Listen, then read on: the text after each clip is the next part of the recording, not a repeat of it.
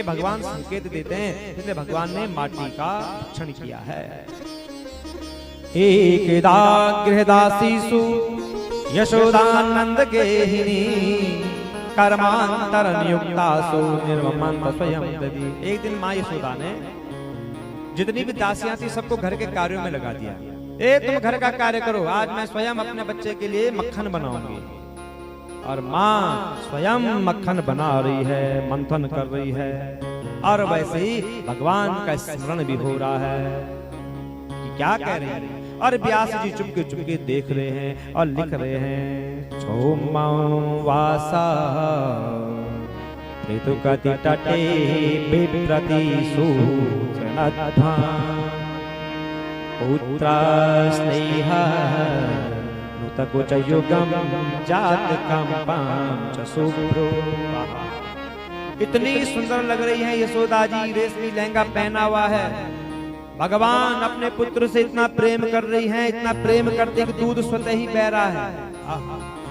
नेति खींचने से हाथ थक गए हैं। रज्ज्वा कर भुज चला कंकड़ो कुंडले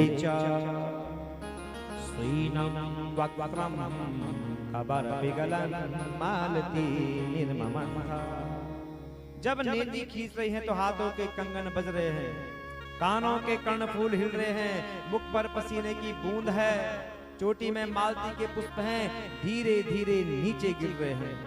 और वैसे भगवान को याद कर रही है। उसी समय भगवान की इच्छा हुई दूध पीने की, माँ के पास है, माँ का आंचल खींचा, माँ ने नेति रोक दी, भगवान को दूध पिलाने लग गई। तब तक माँ को याद आ गया रसोई। रसोई होती है ना, सबके घर में होती है रसोई, नहीं होती? सबके घर में होगी रसोई, जहाँ भोजन बनता है। रसोई का मतलब क्या होता है? जहां रस टपकता है उसे कहते हैं रसोई। पर आजकल क्या है? किचन, जहां किच किच किच किच किच किच 24 घंटे आजकल किचन है, रसोई किसी के घर में नहीं है। माँ को याद आया कि मैंने चूल्हे में दूध रखा है, तो माँ ने भगवान को धरती पर रखा, अपने आप रसोई में चले गए। भगवान को बड़ा क्रोध आया कि रसोई बड़ी होगी माँ के लिए, मैं छोटा हो गया। सारे दूध दही मक्खन के मटके तोड़ दिए और भगवान भाग पड़े आंगन में। डर भी है माँ न आ जाए कहीं। जैसे माँ बाहर आई, देखा अरे कितनी मेहनत से बनाया था मैंने, उठाई डंडी, जैसे आंगन में आए भगवान दूर खड़े हैं। माँ दौड़ी, भगवान आगे, माँ पीछे दौड़ रहे हैं, घूम रहे हैं। भगवान ने देखा माँ थक गई है, भगवान तो उसका भी कल्याण हो जाता है। इसीलिए आसा महो चरण रेण जुसाम महंस्याम वृंदावने किमपि गुलमलतो सधीना यादुस्तजम स्वजनमार्थ पथम चहित्वा भेजे मुकुंद कुंद विशुद्धिभिः विमल्या। क्या कह रहे हैं उद्धव जी कि मेरे लिए सबसे अच्छा ये होगा कि मैं इस वृंदावन में झाड़ी बन जाऊं, घास बन जाऊं, ताकि मुझे इन गोपांगनाओं की चरण धूलि मिलती रहे।